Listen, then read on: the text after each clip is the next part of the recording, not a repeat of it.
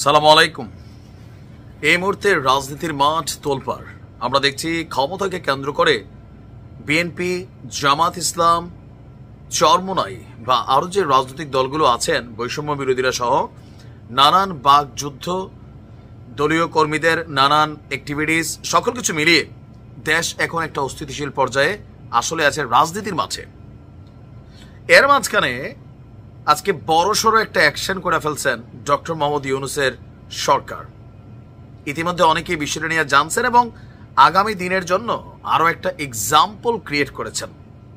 আর ইউনূসের এই সিদ্ধান্তে আমার মনে হয় রাজনৈতিক দলগুলো সবাই খুশি, বাট ভবিষ্যতের জন্য নসিহত বার্তা আছে প্রশাসনের কর্মকর্তাদের জন্য। দেখেন, একজন ডিসি হওয়া চারটিখানি কথা না। একজন মানুষের কর্মজীবনের প্রধান একটা টার্গেট থাকে, কোন একটা পর্যায়ে তিনি একজন জেলা প্রশাসক হবেন, একজন জেলার গার্জিয়ান হবেন। কিন্তু গার্জিয়ান হয়ে যদি কোনো ধরনের অনৈতিক কাজে জড়ান, তাহলে পানিশমেন্ট কি হবে? আগামী দিনের নির্বাচনগুলোতে যদি কোনো রকম খেলাধুলা করেন, পানিশমেন্ট কি হবে? এক্সাম্পল কিন্তু তৈরি হয়ে গেল। বিগত 3টি সংসদ নির্বাচন 2014, 18 এবং 24, এই 3টা নির্বাচনে দায়িত্বে থাকা 22 জন ডিসিকে বাধ্যতামূলক অবসরে পাঠিয়ে দিয়েছে আজকে সরকার। তারা বিভিন্ন মন্ত্রণালয় এবং বিভাগে অতিরিক্ত সচিব এবং সচিব পদমর্যাদার বিভিন্ন দায়িত্ব পালন করে আসছিলেন। আজকে জনপ্রশাসন মন্ত্রণালয়ের এক বিজ্ঞাপনে আমরা এই সিদ্ধান্তের কথা দেখলাম। আমাদের জনপ্রশাসন মন্ত্রণালয়ের জ্যেষ্ঠ সচিব মোহাম্মদ মুখলেছুর রহমান বলছেন, সম্প্রতি জনপ্রশাসন সংক্রান্ত আপনার একটা নির্দেশনা আসছে। সরকারের পক্ষ থেকে একটা কমিটি গঠন করা হয়েছে, সেখানে 4 জন উপদেষ্টা আছেন। এই কমিটিতে মন্ত্রিপরিষদ সচিবও রয়েছেন, আর তিনি নিজে আপনার সাচিবিক দায়িত্বে আছেন। বলা হচ্ছে যে বড় সিদ্ধান্ত হচ্ছে যে 2014, 18 এবং 24 সালের যে বিতর্কিত নির্বাচনে যারা রিটার্নিং কর্মকর্তারা ছিলেন, অর্থাৎ বাংলাদেশের যে জাতীয় নির্বাচনগুলো হয় সেখানে প্রত্যেকটা জেলার যিনি প্রশাসক আছেন, ডিসি, তিনি কিন্তু রিটার্নিং কর্মকর্তা হয়ে থাকেন।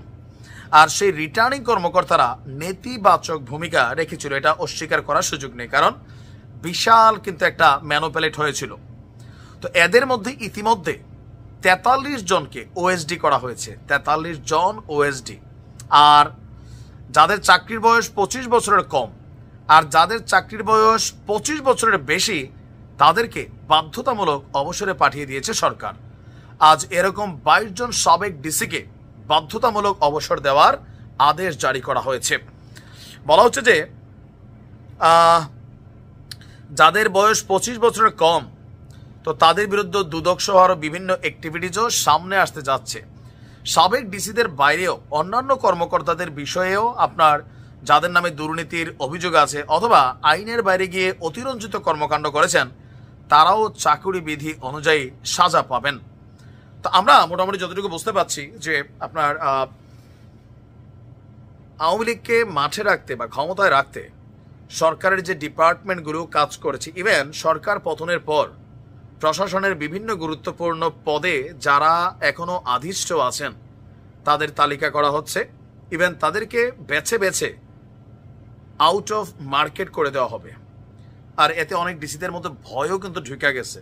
তবে এটা একদিকে ভালো। আমি কেন ভালো মনে করি দেখেন, আগামী দিনে যে নির্বাচনগুলো হবে, সরকার কিন্তু ডক্টর ইউনূস তো একা না, শেখ হাসিনা একা না, সরকারের বিভিন্ন হাত পা আছে। হাত পাগুলোর মধ্যে প্রধান কিছু হাত পা হচ্ছে ডিসিরা, উপজেলা কর্মকর্তারা, ইউএনওরা। তারা যদি দুর্নীতিগ্রস্ত হয়ে যায়, টাকা পয়সার লোভে নির্বাচনকে ম্যানুপুলেট করে, তাহলে এই দেশে কখনোই নির্বাচন সুষ্ঠু হবে না। এটা আগামী দিনের জন্য একটা কঠিন সবক হিসাবে রইল। ভালো থাকুন। আসসালামু আলাইকুম।